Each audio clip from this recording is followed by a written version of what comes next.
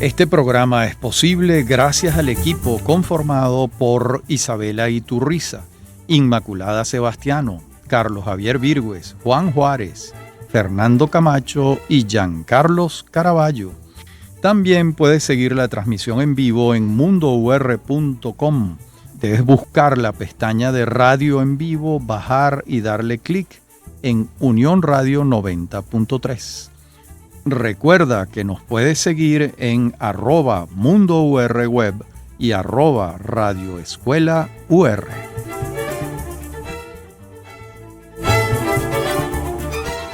En este Venezolanos vamos a hablar de un compatriota fundamental, Andrés Bello, nacido en Caracas en 1781 y fallecido en Santiago de Chile en 1865. De modo que estamos hablando de un hombre que vivió 84 años. Y él se va de Venezuela en 1810, cuando tiene 29 años, y no regresa a su país. Bueno, podemos especular, hacer una hipótesis en relación a qué hubiese pasado si él hubiese permanecido en Caracas y no se hubiese ido a Londres durante todos estos años entre 1810 y 1830. Pues no sabemos qué hubiese ocurrido. Por supuesto que había una vocación humanista importantísima, pero la vida en Londres, la posibilidad de tener acceso a la British Library, a uno de los epicentros culturales del mundo como era Londres, pues con toda seguridad formó parte de su desarrollo, de su educación. Bueno, la vida de Bello en la capital de Gran Bretaña, por otra parte, no fue miel sobre hojuelas. No solo vivió tan pobre que alguna vez temió acercarse a la mendicidad, sino que se hizo viudo y vio además cómo sus hijos pequeños mordían esa arena cruel de la orfandad. Pero se sobrepuso al infortunio de la pérdida de su esposa, se volvió a casar y tuvo más hijos. Fueron muchos hijos, de modo que no había manera de que con el ingreso del profesor Bello se pudiera sostener aquella familia tan numerosa. La vida de este gran venezolano la podemos organizar en 3 etapas. Vamos a señalarlas. Una primera etapa que comienza con su nacimiento en Caracas y que culmina con el viaje a Londres en 1810. Esa es la etapa venezolana. Una segunda que se inicia ese día que llega a la Grafton Way en Londres y se aloja en la casa de Francisco de Miranda cuando tiene 29 años.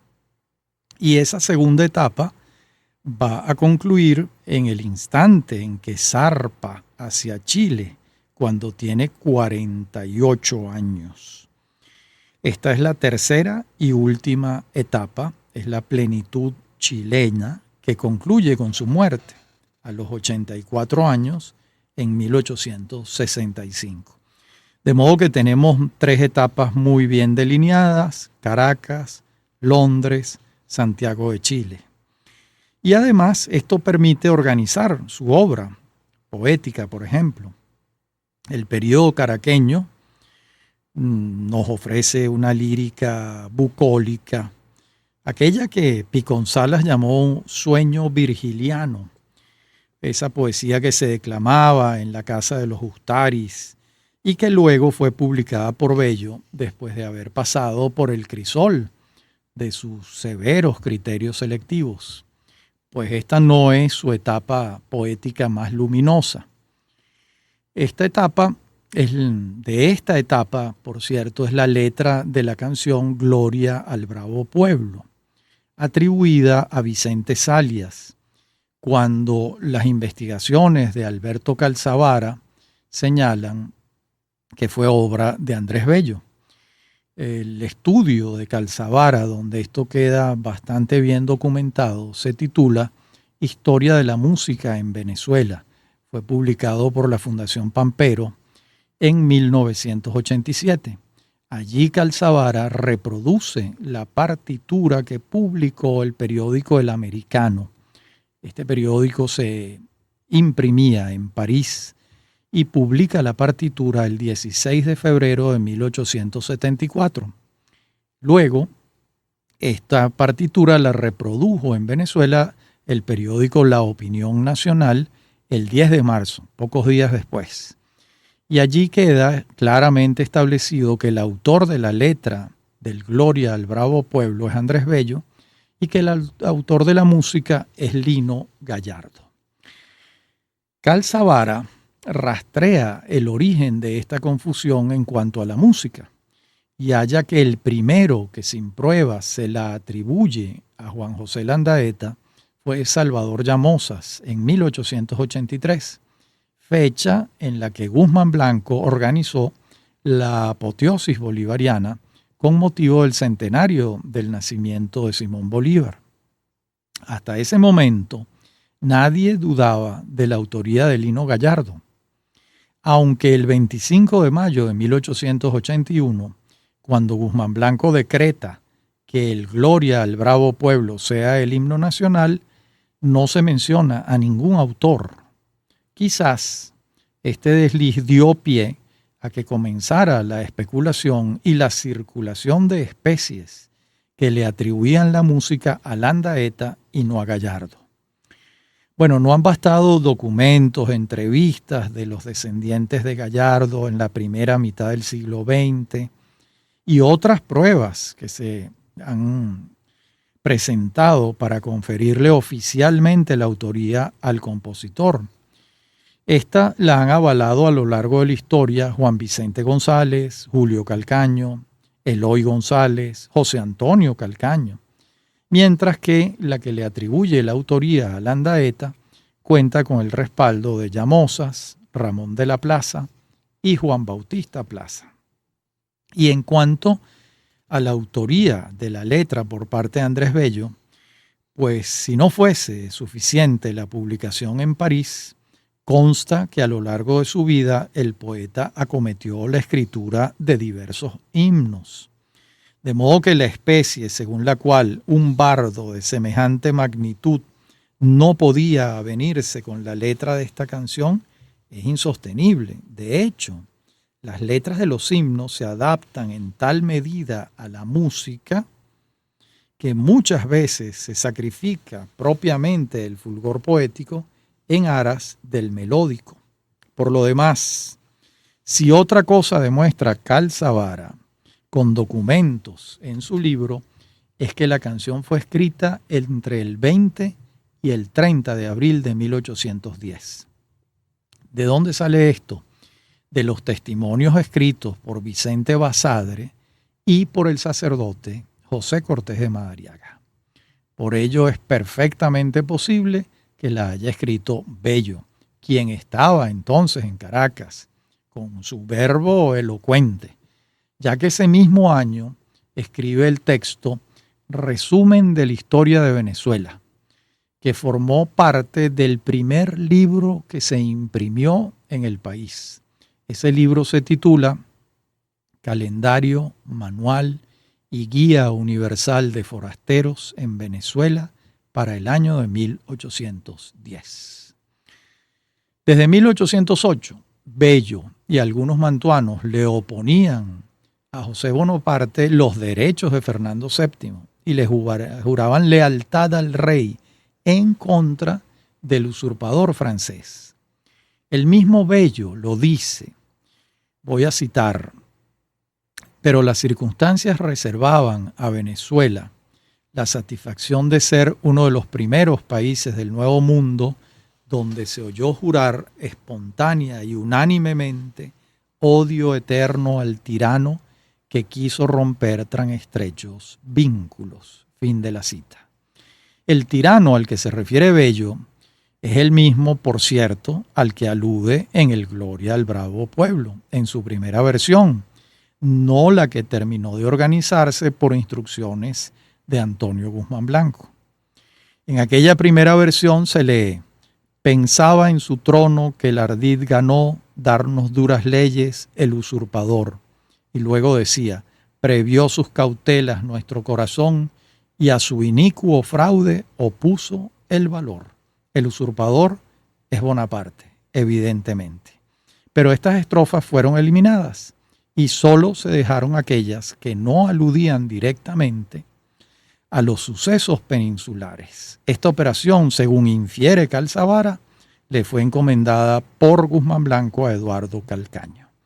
En la próxima parte del programa seguimos abundando sobre este tema fascinante. Ya regresamos. En breve continúa Venezolanos. Somos Unión Radio Cultural.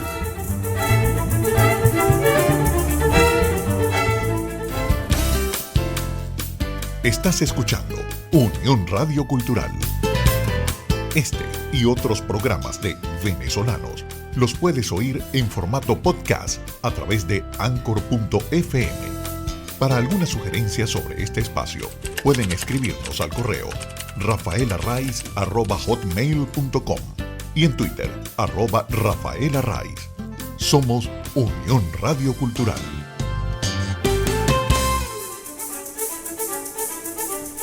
Estamos de regreso con Venezolanos.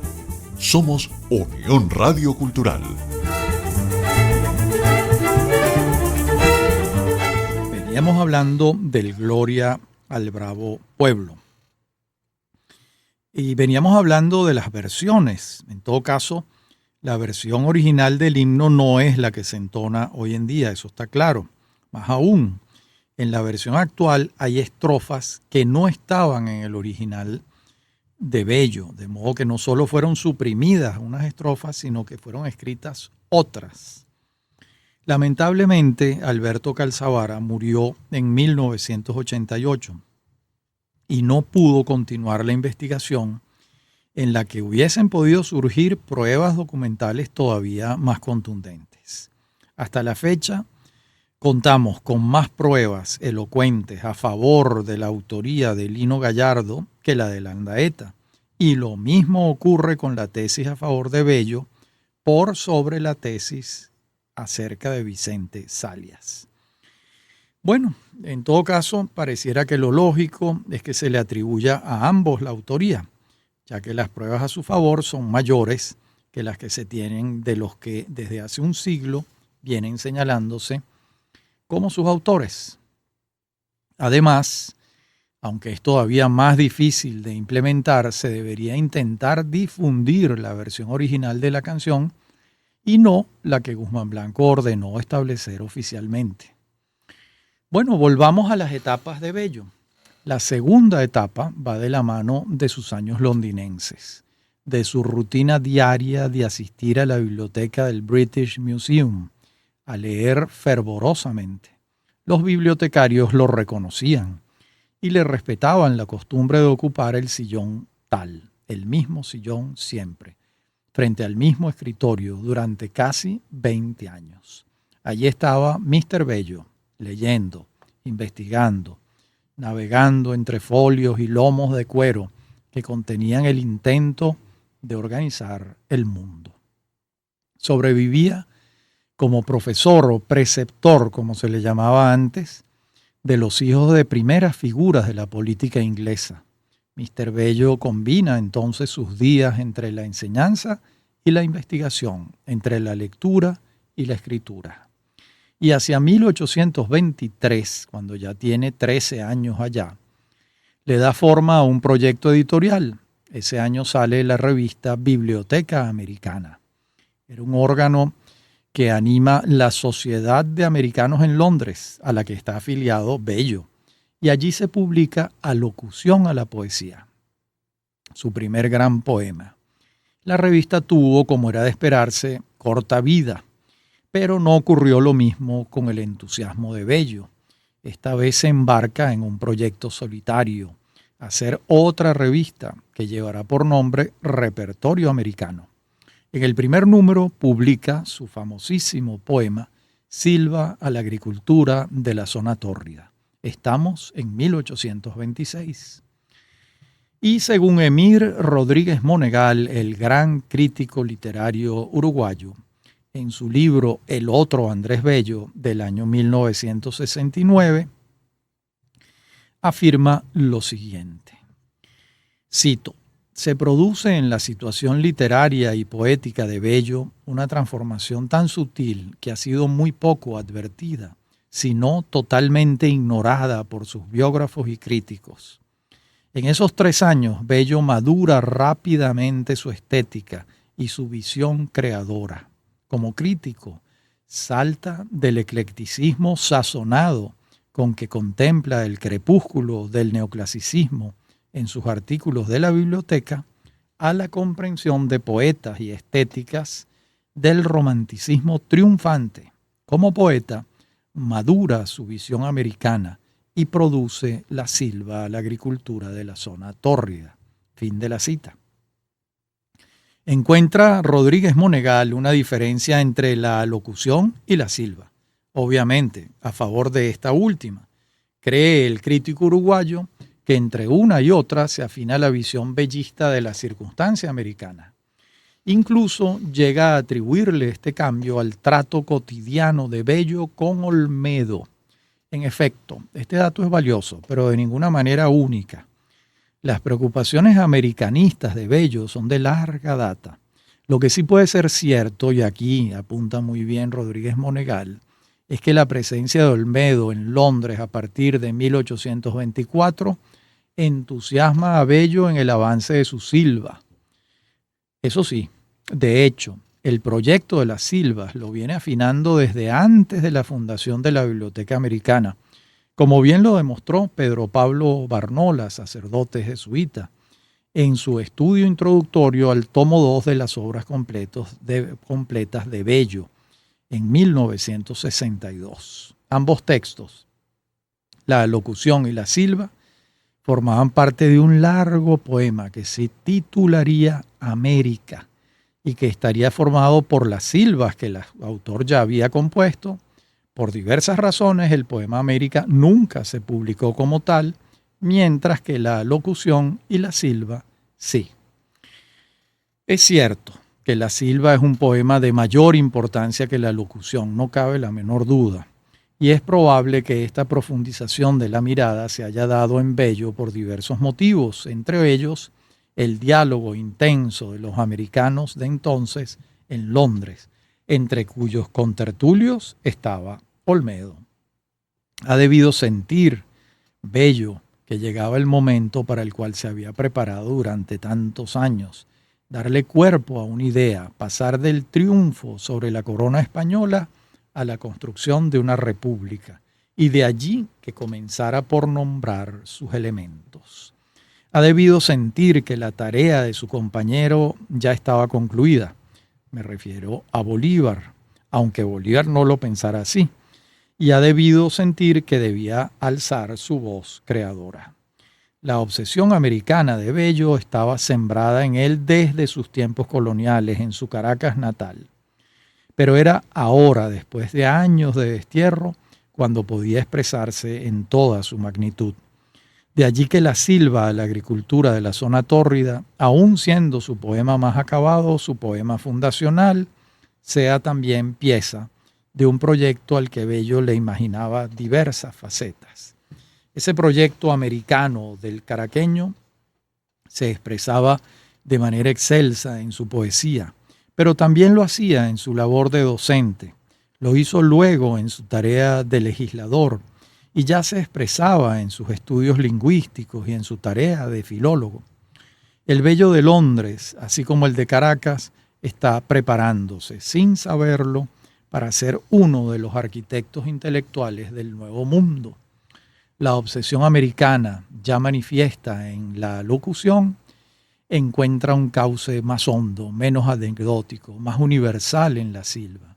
Es como si el torrente que pide espacio en la locución encontrase mayor contención y, en consecuencia, mayor intensidad en los linderos que le fija la silva. La discusión sobre esta alternativa no es nueva, pero no por ello estamos relevados de intervenir en ella. Si bien es cierto que en ambos poemas Bello se dirige a alguien apelando a una forma sucedánea de la epístola, no deja de ser cierto que en la silva el destinatario es menos abstracto que en la locución. El recurso de dirigirse a la poesía humanizándola para invitarla a posar sus alas sobre el espacio americano es más fácil que el de dirigirse a la zona tórrida, sobre todo si la invitación casi de inmediato se descubre como una estrategia para la descripción de los avatares heroicos de la guerra de independencia y la relación celebratoria de las ciudades y los países americanos. El paseo que efectúa Bello no puede ser más completo, siempre de la mano de la referencia a la mitología clásica. El poeta levanta hasta el pedestal heroico a Ricaurte, Girardot, Rocio, Piar, MacGregor, Anzoátegui, Vargas, Cedeño y por supuesto a Bolívar. En su relación poética condena a Boves y no deja de rendirle tributo a su amistad con Javier Ustaris. Es así como la locución va avanzando en su tono celebratorio, pero ciertamente comedido, hacia un territorio enumerativo en el que se dan la mano la crónica y el verso. Pocas veces el poeta se sale del cauce que él mismo le ha fijado a su discurrir ajustado, poco dado a la observación personal y mucho menos dado a los efluvios de la subjetividad. La interiorización del paisaje ni la subjetivación de la experiencia épica formaban parte del proyecto bellista en la locución. Sí habitaban el paisaje del poema el giro del lenguaje correctísimo y la intención de rendir una experiencia totalizante. No buscaba don Andrés la intensidad, o al menos eso parece, si lo juzgamos por el fruto entregado. De hecho, en un poema tan largo y a veces de tan trabajosa lectura, el riesgo de perderse en unas aguas quietas es grande. Es probablemente por ello que el autor de pronto retoma la fuerza que lo anima y toca la lira con mayor potencia. Pero si en la locución la invitación a la poesía es a mirar hacia el nuevo continente, su geografía y su épica libertaria, en la silva se articula una proposición más compleja. La obsesión que mueve a Bello en este poema es de otro tenor. Si en la locución brilla una exaltación de las armas como instrumento liberador, en la silva brilla un llamado a la paz. Esta paz con la que Bello, el constructor, sueña, es la paz de los labriegos. ¿Vuelta a la poesía bucólica de sus primeros años caraqueños? No. La paz que esboza el proyecto americano de Bello es la del trabajo. El poeta se da cuenta de la importancia radical que tiene la curación de la herida de la guerra para la verdadera construcción de una república. Desliza además una dicotomía moral. La paz está en el campo, la ambición en la ciudad. Aquí sin duda esgrime una sonrisa el bello lector de poesía clásica, pero también el humanista. En la próxima parte del programa volveremos sobre estos hechos de Andrés Bello. Ya regresamos.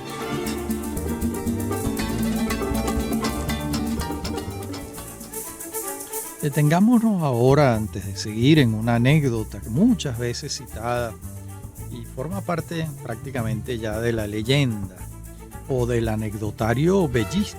Se trata de la visita de Humboldt a Caracas en el año 1800. Entonces, Andrés Bello tiene 19 años. Él era nieto del pintor Juan Pedro López y a la vez era hijo del abogado Bartolomé Bello, que eran dos personajes importantes de esa sociedad colonial. El pintor Juan Pedro López era un pintor importante en los últimos años del siglo XVIII. Y el doctor Bello, el abogado, también lo era. Y el hijo Andrés, deslumbrado con la presencia de Humboldt, sigue sus pasos y los pasos de su ayudante, Aimé Bonpland, a lo largo de sus indagaciones caraqueñas, pero no se sabe por qué no los acompañó en el ascenso al Ávila. De ese ascenso queda el relato del sabio alemán en su libro fundamental, El viaje a las regiones equinocciales del nuevo continente. Al parecer, el interés botánico del joven poeta Andrés Bello se vio súbitamente fortalecido cuando Humboldt le abrió las puertas de su sabiduría. Pero más allá de esta anécdota, según la cual no subió el Cerro del Ávila, lo cierto es que en la Silva es notable el conocimiento de la flora propiamente americana. En ella es como si la ausencia de las figuras de la mitología clásica se hubiese cubierto por lo específicamente americano. En verdad hay dos flechas que está disparando Bello desde su proyecto americano. Por una parte, le da voz a lo particular, que es el patrimonio de estas repúblicas que están naciendo, que además necesitan fortalecer su individualidad. Y además busca Bello revelarle poéticamente un mundo a los europeos. Ese mundo sobre el que la taxonomía del Barón de Humboldt ya ha hecho su trabajo. Ese es el que adquiere estatura poética, es el nombrado por el humanista caraqueño. Dos son los sujetos a los que Bello se dirige: al americano, que necesita ser verbalizado para existir, y al europeo, que es capaz de legitimar su discurso. La segunda etapa de su poesía concluye, como dijimos, en 1829. Bello trata de regresar a Venezuela, pero las condiciones no le son propicias. Escribe cartas, pide regresar, pero en 1829 Bolívar está enfrentando una crisis de grandes proporciones y no puede garantizarle a su amigo un regreso eficiente, mínimamente acomodado. Y entonces Bello recibe la invitación de Chile, que le abre sus puertas. Y allá en Chile la presencia de Bello llega a tener un lugar de esplendor. Y él, como maestro, se convierte en un gran maestro. Además, es legislador, es filólogo, y no va a ocurrir lo mismo con el poeta. La poesía va entonces a ir languideciendo en la obra de Bello. Las tareas son otras en esta etapa, son tareas muy, muy importantes. De modo que para el momento en que él zarpa de Londres hacia Valparaíso, ya su obra poética está escrita. Y durante el periodo chileno publica algunas de las traducciones que ha adelantado en Londres, pero son traducciones, entre ellas está la de Tíbulo y la de Horacio. Además, da a conocer otras, cuyas versiones han sido acabadas luego ya en suelo chileno. Me refiero a la de Petrarca y la del Salmo 50. Y también su famosa Oración por Todos, que es una imitación de Víctor Hugo y es fruto de aquellos años finales, así como un poema muy popular en Chile que se titula La Cometa. Bueno, esta vida larga de Andrés Bello pronto va a llegar a su final. Estamos en 1865 y este testigo y actor privilegiado ha visto realizarse un sueño. Lo que alguna vez conversó con Simón Bolívar y con Luis López Méndez en aquella nave que los llevaba a Inglaterra ya es un hecho. Las repúblicas americanas se abren paso hacia su razón de ser y en ese camino, sin duda, el aporte de Bello ha sido principal. Tanto es así que la poesía americana que le sucede es en muchos sentidos tributaria de su proyecto poético americano que hemos mencionado antes, el de la locución a la poesía y la silva a la agricultura de la zona tórrida. Y hasta finales del siglo XIX, del siglo de Bello realmente, la influencia de él como poeta es determinante. No solo queda su huella en los inmediatos sucesores que llevan el testigo más allá de donde lo encontraron, sino que también quedan autores como Francisco Lasso Martí, casi 80 años después de la publicación de la silva a la agricultura de la zona tórrida. Lasso Martí publica La silva criolla, que en alguna medida es una continuación o un homenaje a este poema iniciático e inicial de Andrés Bello. Pero su obra poética es una faceta de su labor creadora. Su labor creadora es monumental y el adjetivo no es gratuito. Allí se incluyen aportes principales. La gramática de Bello es un monumento insoslayable para los estudios de la lengua española, considerada por los conocedores como la gramática más importante después de la de Nebrija. Bello, el culto a Bello como gramático en España y en todas las academias de la lengua española del mundo americano, es un culto sólido, consistente, recurrente. Sus aportes, por otra parte, en el mundo del derecho internacional son muy significativos.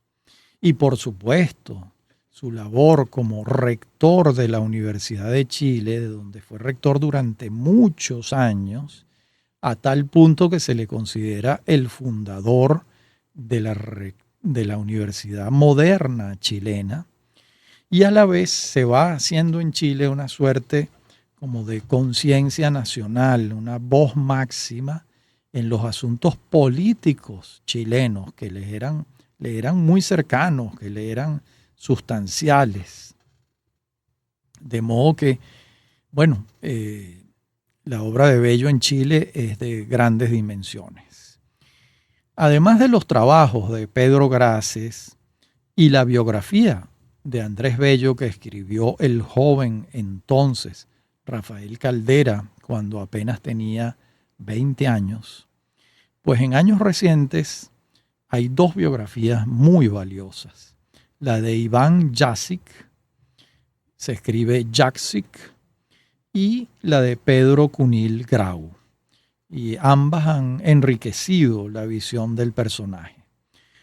Vamos a ver algunas de las observaciones de Pedro Cunil Grau en su biografía de Andrés Bello, publicada en la Biblioteca Biográfica Venezolana, con el número 40. Recordemos que esta biblioteca la publicó el Diario El Nacional y el Banco del Caribe y la dirigió desde su fundación hasta su extinción ese gran venezolano que fue Simón Alberto Consalvi. Entonces allí, en la biografía de Cunil Grau, vamos a hallar algunos cuantos datos de mucho interés. Nos informa, por ejemplo, Cunil Grau, que en su etapa caraqueña, Bello leyó a John Locke, nada menos, e incluso tradujo partes de ese gran libro, An Essay Concerning Human Understanding, al español, cuando seguramente poquísimos contemporáneos suyos en la entonces Capitanía General de Venezuela lo habían leído. Bueno, una lástima que Bello no haya estado aquí en Venezuela para divulgar a fondo el pensamiento de John Locke.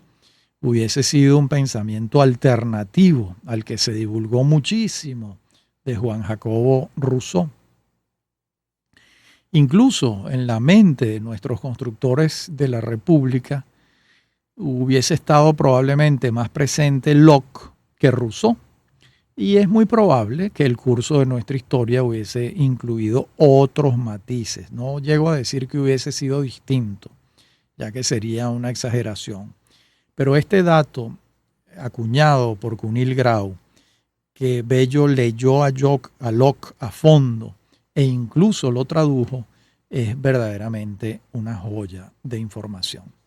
En la próxima parte del programa vamos a seguir con estos aportes de Pedro Cunil Grau a la biografía de Andrés Bello, que se suman pues a las biografías conocidas, a los trabajos de Grases, a la biografía de Rafael Caldera e incluso a la más reciente de Iván Jásic. Ya regresamos. En breve continúa Venezolanos. Somos Unión Radio Cultural.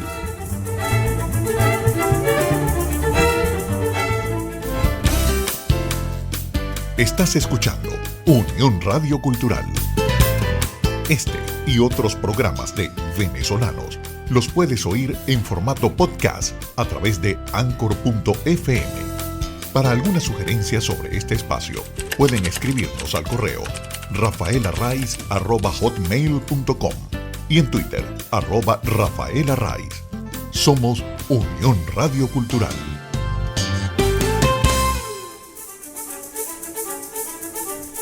Estamos de regreso con Venezolanos. Somos Unión Radio Cultural.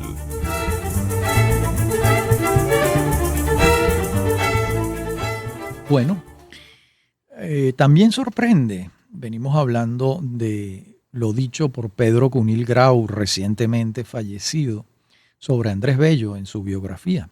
Recordemos que a Cunil lo une un vínculo muy importante con Bello, y es que Cunil es chileno y emigra a Venezuela siendo un hombre joven, pero ya formado, y hace toda su vida profesional en Venezuela, uno de los grandes geógrafos y geohistoriadores que ha habido en el país.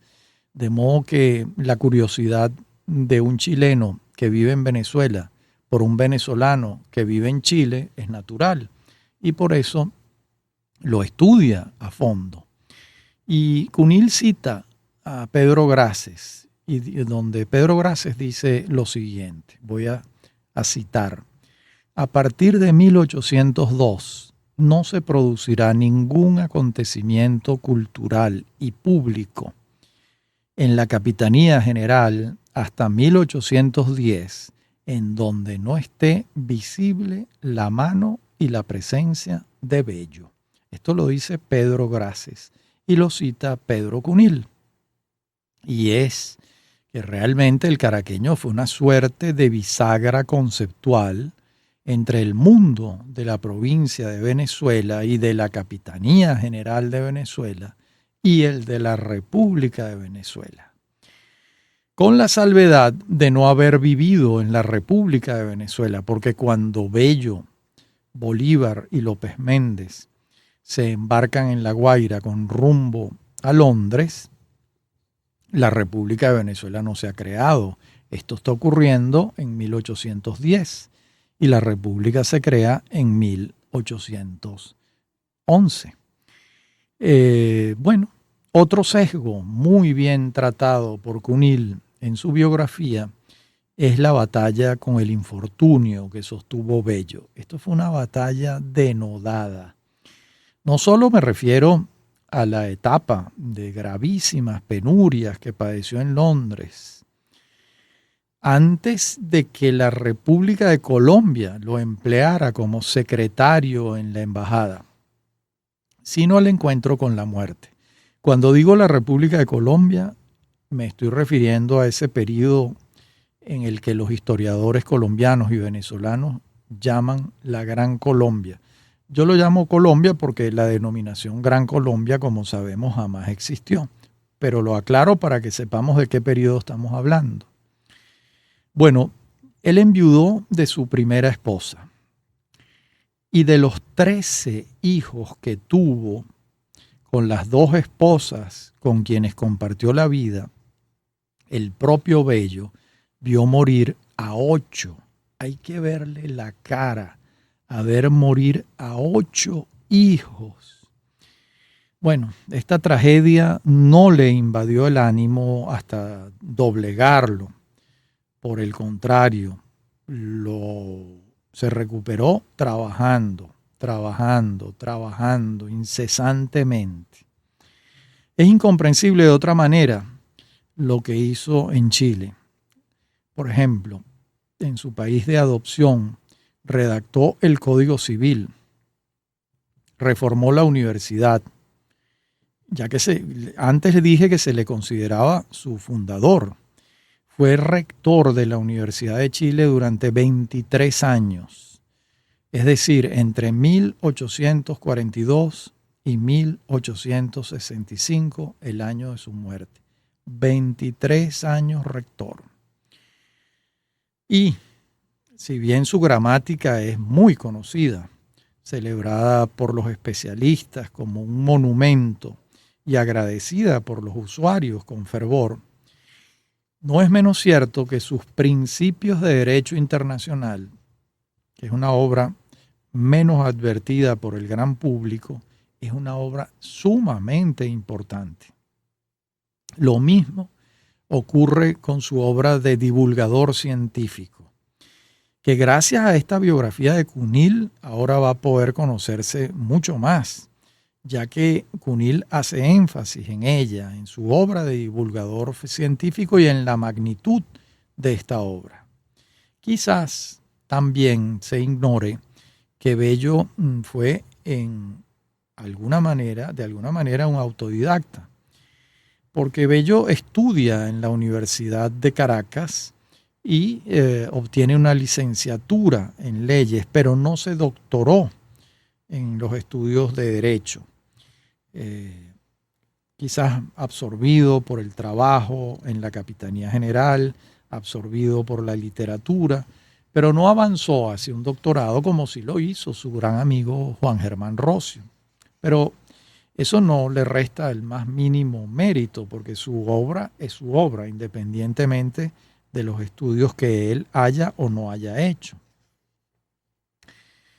Y además, cuando él llega a Chile, son tantos los conocimientos jurídicos que tiene y que la mayoría de los abogados chilenos no tienen, que tuvieron que titularlo de manera excepcional, dado que sus saberes estaban más que certificados, lo doctoraron por los conocimientos que tenía.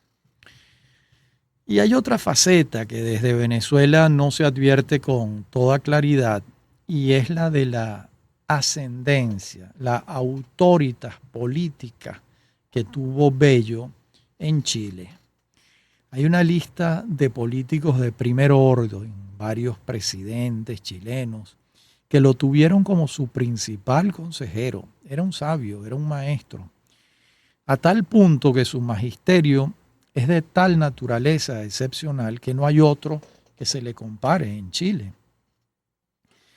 Bueno, no tiene sentido especular qué habría pasado en Venezuela si en vez de enfilar su destino hacia el país austral hubiera llegado a La Guaira con sus maletas, los hijos que le quedaban y su sabiduría, pero eso no ocurrió.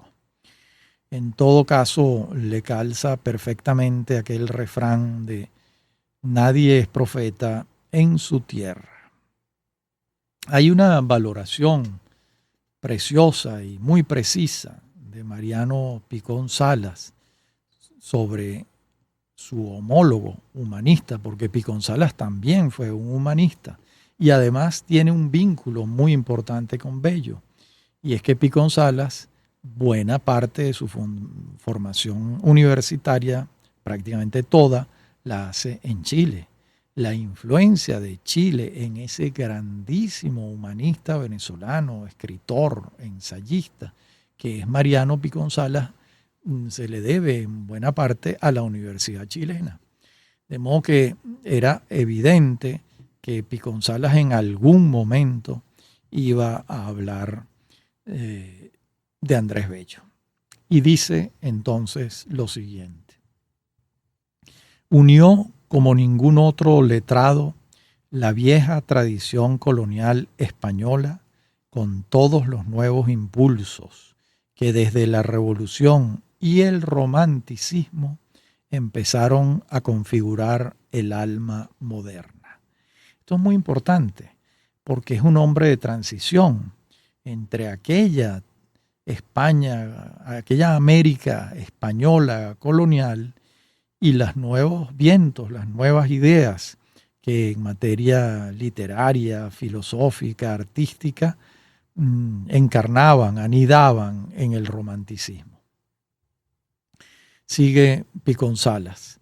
Abrió al trato intelectual de otras naciones y otras culturas el entonces cerrado mundo hispanoamericano con la misma decisión que los héroes de la independencia lo abrían al trato político. Bueno, hemos referido antes las lecturas de Locke y la traducción de ese ensayo maravilloso de John Locke. Sigue Piconsalas. Su seria erudición, su sosiego, su don de análisis, su ponderado y rico juicio, sabían canalizar el frenesí. Toda su obra parece así un compromiso necesario entre la tradición y la modernidad. Qué buen juicio el de Piconsalas, qué acertado. Bien, hemos dado entonces unas vueltas por la vida y obra de ese venezolano excepcional que fue Andrés Bello. En nuestros venezolanos, en este programa en homenaje a él. Mi admiración por Bello es total, absoluta. Uno de los grandes venezolanos. Cuánto lamentamos que no haya regresado de Londres a Caracas y, sin embargo, pues cuánto celebramos que haya podido materializar una obra de tanta importancia para un país hermano como es Chile. Bien, muchísimas gracias como siempre por su atención y nos vemos en nuestro próximo encuentro de nuestro programa Venezolanos, un programa sobre el país y su historia.